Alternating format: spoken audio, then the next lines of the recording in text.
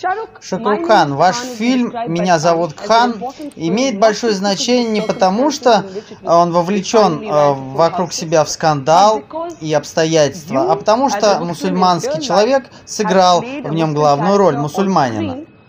Он не боится осуждения и остается хорошим человеком. Обычно в индийских фильмах мы этого часто не видим. Причина, почему мы обрисовали его религиозную принадлежность, чтобы было понятно, откуда он пришел, кому он принадлежит. В этом фильме напрямую заявили о его религиозной принадлежности. Это был, так сказать, краткий путь. Если бы персонаж был христианином, он бы вышел из церкви. Или персонаж Салим. У него тогда была бы борода. Это краткий путь показать религию персонажа. Через стереотипы мы просто сделали это быстрым образом. И мы решили сделать фильм обо всем характере мусульманина как главного героя. Такого еще пока не было в индийском кино. На самом деле, у меня нет полного знания об исламе, я знаю совсем немного, хотя я и мусульманин. Мы показали мусульманина как главного героя, но нам не нужно было показывать его религиозную сторону. Я сам мусульманин, но вот мы здесь собрались, и мы начнем что-то обсуждать. Мы можем объяснить какие-то части этой религии, но мы не будем утверждать, что эта религия всех лучше. Но сейчас нужно защищать свою принадлежность к мусульманству. Да, я с этим согласен. Мы пытаемся это объяснить через фильм, что не нужно противостоять другим религиям и обществу. Просто будь самим собой. Будь сам по себе в своей религии и будь нормальным. Ты не должен доказывать непринадлежащим к твоей религии не иначе, как через объяснение. Но в фильме была сцена, где вы читали намаз на улице перед всеми, и все говорили: здесь этим не занимайся. Я лично не помню такого главного героя, который читает намаз в фильме. Да, возможно, не в Индии. Но насколько я знаю, меня так учили, что намаз должен идти от души. Ты должен действительно в это верить. Нас учили, что нужно читать намаз по 5 раз. Но не каждый мусульманин этому следует. А вы? Нет, я не могу читать по 5 раз в день. Я бы с удовольствием это делал, я постоянно об этом думаю. Моя логика такова: давайте так и сыграем. Если вы по какой-то причине не можете читать, в фильме даже сцена была, где пара одна, они не читали намаз. Есть в фильме еще одна красивая сцена, которая объясняет, что не обязательно носить какой-то головной убор. А кто в это верит, то делайте, пожалуйста, в этом нет ничего плохого. Мы хотели этим показать, что герой как бы объясняет, что нет ничего плохого, что кто-то это не делает. Мы понимаем, ты можешь быть напуган, себя защищаешь, ты беспокоишься, что о тебе подумают другие люди, которые не читают намаз и будут осуждать тебя за это. Но есть другой характер в фильме, который говорит, что это абсолютно нормально не читать. Поэтому то, что я показываю в этом фильме, это как бы те учения, которые я применяю в собственной жизни. Я по-настоящему верю, что религия меня оправдывает по-настоящему. И я горжусь быть мусульманином. Но я, что называется, умеренный, не хардкорный мусульманин, а современный мусульманин. И все же я мусульманин, насколько это возможно. Шахрух, возникали ли у вас когда-нибудь проблемы из-за того, что вы мусульманин? Например, в аэропорту останавливали, визы не давали, или еще что-то? Приходилось ли вам после 11 сентября особенно доказывать свою мусульманскую принадлежность, и что вы не террорист, и что вы гордитесь и остаетесь быть мусульманином? Все, что я говорю обычно на информационных порталах, это потому, что я развлекательная личность, я актер. Но сам лично я никогда не буду оправдываться, что я мусульманин, что я индус или что-то еще такое. Лично меня никогда не подкалывали по поводу моей религии, моей принадлежности. Может быть, потому что я Шахрух, у меня есть статус. Так что на этой почве у меня никогда не было проблем.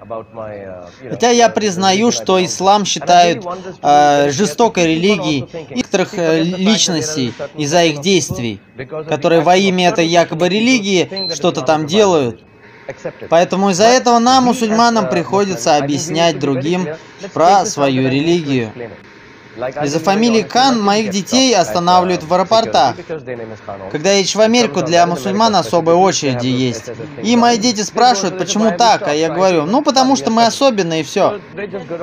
Я им объясняю, что они просто звезды, поэтому нас и останавливают. Поэтому пусть они растут с мыслью, что да, они мусульмане у меня. Поэтому нам нужно принять тот факт, что из-за каких-то нехороших людей на нашу религию поставили клеймо. Я не хочу оправдываться и говорить, что это хорошо быть мусульманином, или это хорошо быть не мусульманином и просто индийцем. Также я не специалист по своей религии, я много чего не знаю. Если меня спрашивают, ты это делаешь? Я говорю, нет, я этого не делаю. А это, я тоже этого не делаю. Даже петь песни и танцевать по Корану, это неправильно для нас. Но этим я живу, и этим я зарабатываю на жизнь. Но из-за недостатка знания о собственной религии, это не делает меня меньше мусульманином. Я также являюсь полноценным мусульманином в душе. Саиф Али Хан после фильма «Курбан» сказал, нужно признать тот факт, что не все мусульмане являются террористами, но все террористы, которых мы знаем, они в новостях, они являются мусульманами. Мистер Наик, вы на телевидении появляетесь чаще, чем я. Скажите, пожалуйста, расскажите об облике мусульманина. Да, для многих он является оскорбительным, как мусульманин выглядит. Откуда это вообще идет? Лично я, как мусульманин, ношу бороду и шапочку, и я горжусь этим. Сначала нужно выяснить значение слова «мусульманин». Мусульманин – это человек, который отдал себя на волю Бога. Чтобы понять мусульманина или там индуса, не смотрите на конкретного человека, смотрите на Писание. И в Коране сказано, что когда ты покрываешь голову, ты уподобляешь себя пророку. Мы сейчас говорим об атрибутах религии, неважно какой, атрибутах и обрядах. Но если, например, чего-то избегать или не носить какие-то одежды, делает ли это нас менее мусульманами? Как я сказал, мусульманин – это тот, кто отдал себя на волю Бога. Ты не можешь быть современным мусульманином или либеральным мусульманином. Ты просто либо практикующий, либо малопрактикующий мусульманин. Когда Юсуф Хан стал актером и взял имя Дилип Кумар, это было то время, когда вся Индия была еще очень сильно настроена против мусульманства. Также сделала актриса Мина Кумари. А вот Шахрукан – это прекрасный пример того, которого не побоялся сохранить свое имя. Шахрукан не побоялся оставаться мусульманином. Его зовут Бадшахом Болливуда. Шахрук, вы поменяли свое имя? Да, на Акшай Кумар. Я знаю молодых парней из деревень, которые приезжают, чтобы стать актерами. Они меняют свои имена на Кхан или даже на Капур, чтобы, как им кажется, легче пробиться. Я лично хотел бы сам знать, для меня что важнее, выглядеть как мусульманин, говорить как мусульманин или чувствовать себя мусульманином? Я уважаю Священное Писание и сам неоднократно читал Коран, но я считаю, что пришло время, когда нужно больше чувствовать себя мусульманином, а не просто говорить об этом. Или заботиться о том, чтобы выглядеть как мусульманин. Но если ты и выглядишь, это нормально. А если ты не выглядишь, не носишь бороду, это тоже нормально, на мой взгляд. Я считаю, что если вы практикующий мусульманин, все же лучше выглядеть соответствующе, иметь бороду и носить шапочку. Хотя это не должно стоять на первом месте. Соха, до сих пор вы сидите терпеливо и слушаете. Давайте обращусь к вам. Вы родились и выросли в семье со смешанной религией. Чувствовали вы, как общество на вас обращает внимание? Чувствовали вы на себе, что люди вешают на вас ярлыки, что вы, например, мусульманка или какая-то современная, неполноценная мусульманка? Многие, я думаю, сейчас заинтересованы узнать, о чем размышляет, чем думает современный мусульманин. Дело в том, что современных мусульман представляют жестокие экстремисты. Я спросил свою мать, когда она выходила замуж в свое время, еще 40 лет назад, было ли это еще большим скандальным событием межконфессиональная свадьба? Требовалось ли вам защищать свою идентификацию, свой выбор? На что она мне ответила, что ничего такого не было, было все нормально. Люди часто спрашивают меня, приходится ли мне защищать свою веру, то, что я мусульманка. Я вижу, как ислам плохо представлен в СМИ. Я считаю, что религия – это нечто личное между мной и Создателем. Это не может быть делом публичным. Об этом вообще не стоит даже публично обсуждать. Лучше обсуждать об индийской идентификации. Шарух, как вы учите своих детей? Что вы им говорите? Внушаете ли вы им чувство веры? Конечно, я им должен внушить чувство веры, как и мои родители обучили меня. И обучили они меня многим хорошим вещам. Со стороны, конечно, это все не видно, видно только моя гламурная жизнь, но я благодарен за тому, чему меня научили родители и моей вере. Я оглядываюсь назад и говорю, да, нужно быть терпеливым. Я хочу, чтобы мои дети тоже следовали этим принципам. Задавали вам вопрос, что такое моя религия? Да, однажды дочь пришла ко мне из школы и сказала, меня учитель спросил, кто я по религии, мусульманка или христианка. И я ей сказал, скажи, что ты христианка, никакой проблемы. И да, я заставляю их молиться. А моя жена заставляет их молиться по-своему, и у нас все гармонично в семье. И я ненавижу, когда что-то происходит против воли. Я считаю, что каждый имеет право носить то, что хочешь.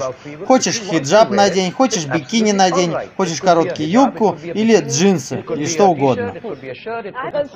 У меня проблема с людьми, которые навязывают всем свое мнение.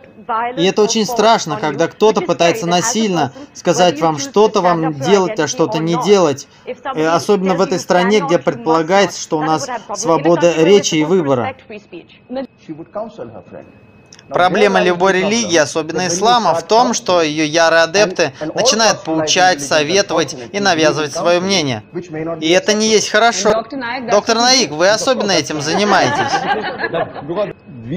Мы создали самую лучшую комьюнити, которая слушает друг друга и понимает, что правильно, что неправильно. Если я чувствую, что ты делаешь что-то, что тебе навредит, я обязательно вам посоветую, чтобы вы этого не делали. Как хороший человек, я должен тебя уберечь от твоих негативных поступков. Поэтому я не вижу ничего плохого в том, чтобы поучать и наставлять других. Посчитаете ли вы неправильным, если я скажу, одевайте платье, а не футболку? А что тут обсуждать, если, например, мне неудобно? Что меня сейчас больше всего беспокоит, это то, что мы обсуждаем, как мусульманин выглядит. Неужели за этим не лежит что-то более глубокое? Я считаю, что не имеет никакого значения, как мы выглядим. Мы слишком много обсуждаем такой вопрос, как, например, у меня должна быть бородища, нужно одеть хиджаб, платок. Я не думаю, что имеет значение, как человек выглядит, что он носит. Как там президент Франции решил, что хиджабы запретить. Это его дело, как он распорядился в своей стране. А у нас свое дело.